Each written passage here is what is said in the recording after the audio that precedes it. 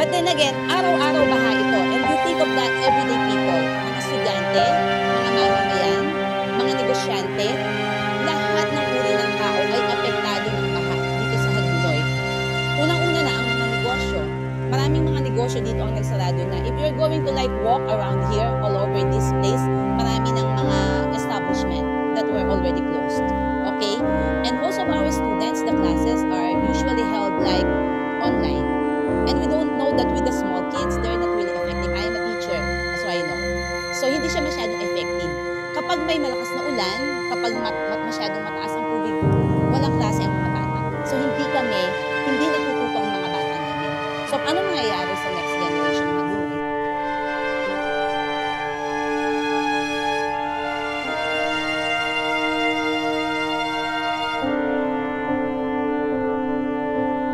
Wala kami ibang naramdaman kundi galit. Galit sa mga walang puso na kumamkam ng pera na dapat sana ay ginamit upang nahadlangan yung ganitong klase ng mga kalamidad.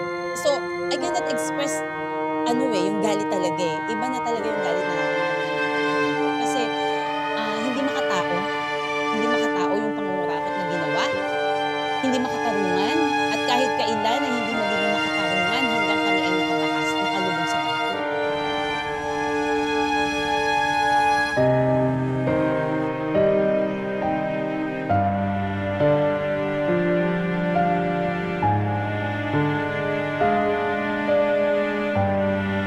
Yung pinakamasakit na epekto sa mga taga-Hagonoy, yung nawalan ka ng bahay, inagawan ka ng normal na paraan ng pamumuhay. Wala na kaming normal, ito na yung normal. Pero, hindi namin sinasabi na sanay na kami. And we're not gonna say na sanay na kami. Ang sinasabi namin, sawa na kami at ayaw na namin.